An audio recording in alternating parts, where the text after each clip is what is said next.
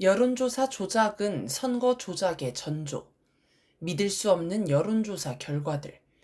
최근 며칠 사이에 갑자기 이재명 민주당 후보와 김문수 국힘당 후보의 지지율 격차가 줄어들었다는 여론조사 결과 보도가 이어졌습니다. 한국갤럽이 23일 발표한 자체 여론조사 결과를 보면 이재명 45%, 김문수 36%로 지지율 격차가 10%포인트 안쪽으로 잡혔습니다.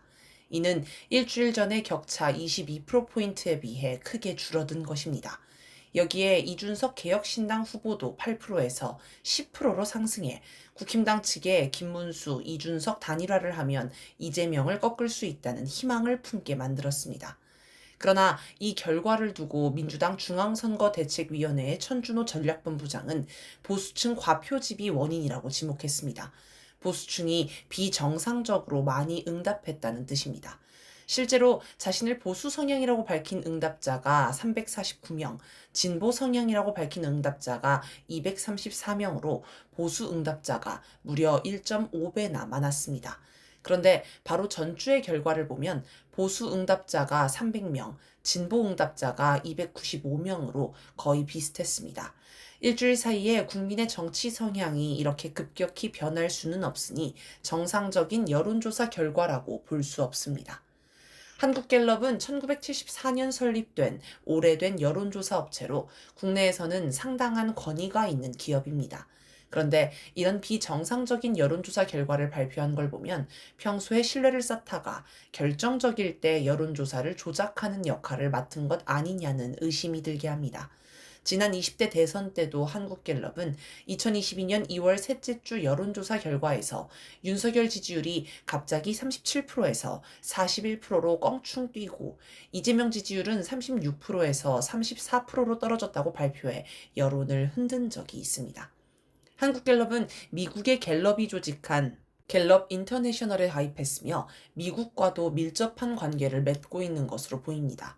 이명박 정권에서 방송통신위원장을 했던 최시중은 한국갤럽 회장 시절인 1997년 주한미 대사를 만나 대선 판세 여론조사 내용을 전하기도 했습니다. 당시는 여론조사 결과 공표 금지 기간이라서 공직선거법 위반 행위였지만 미국과 연루된 사건이어서인지 수사조차 이루어지지 않았습니다. 여론조사 공정도 22일 이재명 45.1%, 김문수 41.9%라는 여론조사 결과를 발표했습니다. 아예 오차 범위 내 접전을 벌이는 걸로 나온 것입니다.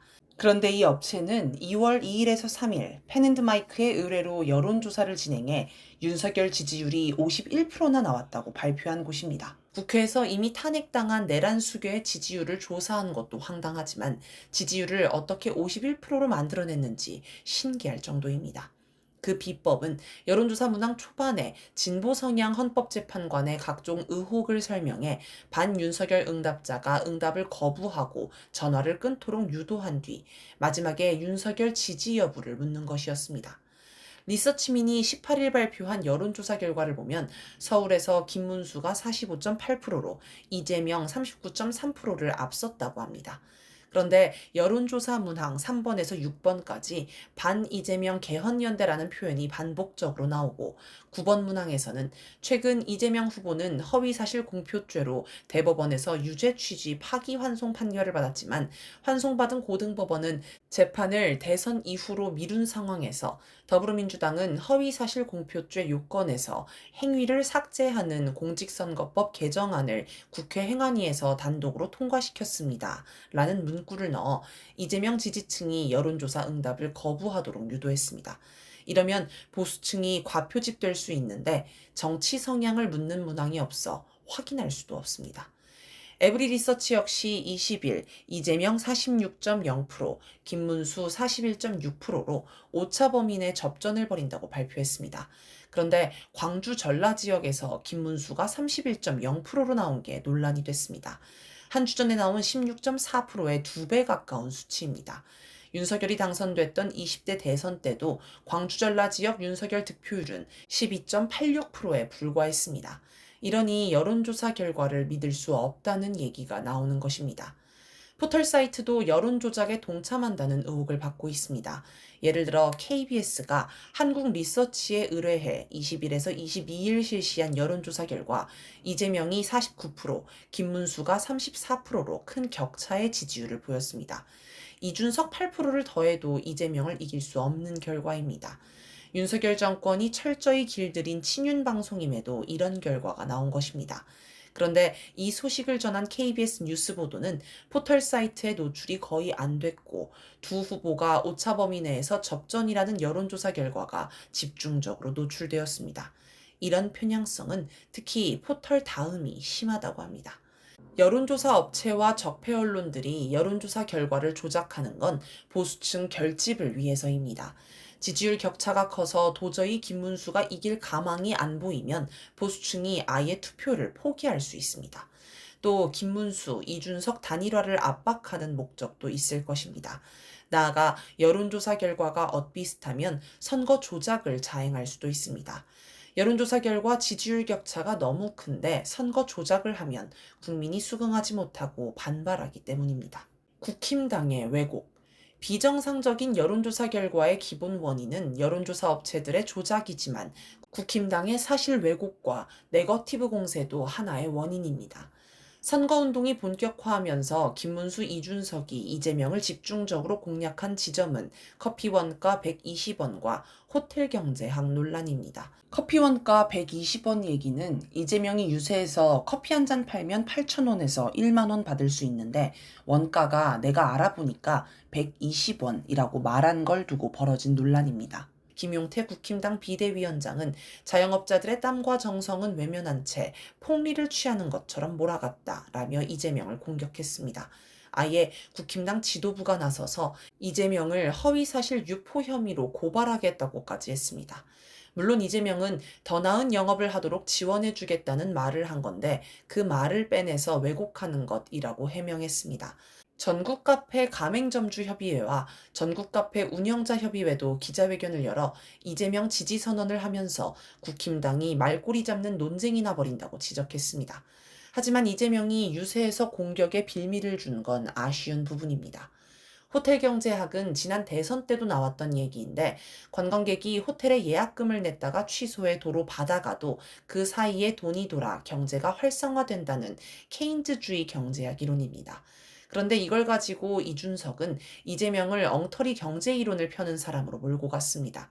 심지어는 독일 공산당까지 언급하며 색깔론으로 공격했습니다. 사실 이 내용은 현실에서 맞냐 틀리냐의 문제라기보다는 내용 자체가 좀 어렵다 보니 이해하기 힘들다는 게 문제입니다. 경제학을 공부한 유시민 작가도 대학원 수준의 경제 정책사에 대한 공부 없이는 소화하기 어려운 논쟁이라고 지적했습니다. 그런데 이재명은 이걸 자꾸 설명하려고 하면서 논란을 키운 측면이 있습니다. 21일 유세 때는 그것을 이해 못하는 것이라면 바보고 곡해하는 것이라면 나쁜 사람들이라고 했는데 뜻은 알겠으나 부적절합니다. 민주당의 부자 몸살이기식 대응도 문제가 있습니다. 지기현 판사의 룸살롱 접대 의혹 대응도 답답한 측면이 있습니다. 증거가 있다면 국민에게 모두 공개하고 판단을 맡기면 될 걸 하나씩 천천히 공개하는 바람에 지기현 측이 대응할 시간을 벌어줬다는 지적이 있습니다. 또 진실 공방이 아닌 정치 공방으로 비치게도 했습니다.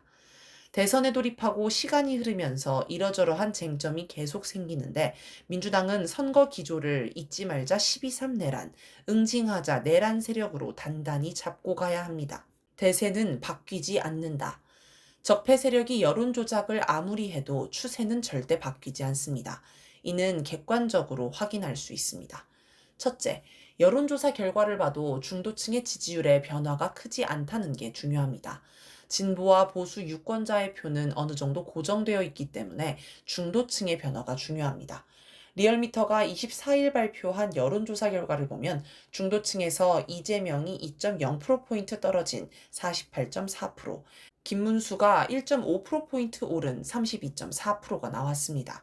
오차 범위 내에서 큰 변화가 없음을 알 수 있습니다. 둘째, 정권 교체 여론도 큰 변화가 없습니다.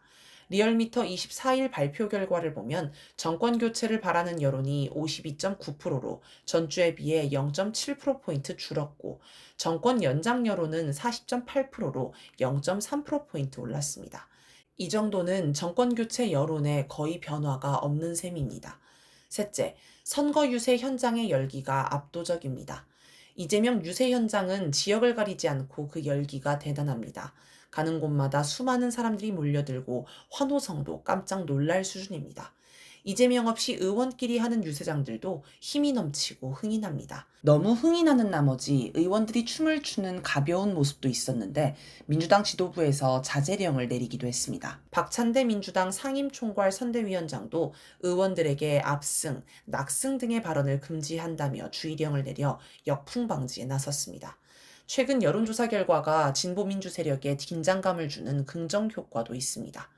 반면 김문수 유세 현장은 기운이 없고 허름합니다. 사람도 별로 모이지 않습니다. 심지어 김문수 유세 차량에서 이재명 유세 현장을 생중계하는 어이없는 일도 있었습니다. 김문수 지지 선언을 한 손학규 전 바른미래당 대표가 당일 지원 유세에 나가서 이재명을 지지한다고 말실수하기도 했습니다. 그런데 더 황당한 건 이재명을 지지한다는 연설을 듣고 유세장에 있던 청중들이 환호성을 질렀다는 겁니다. 전반적으로 나사가 빠진 모습입니다. 내란 세력이 어떻게든 대선에서 역전을 노리고 있지만 내란 세력을 철저히 응징하려는 국민의 의지가 굳건한 이상 결코 내란 세력의 뜻대로 되지는 않을 것입니다. 이 글에 나오는 여론조사 결과는 중앙선거 여론조사 심의위원회 홈페이지를 참조.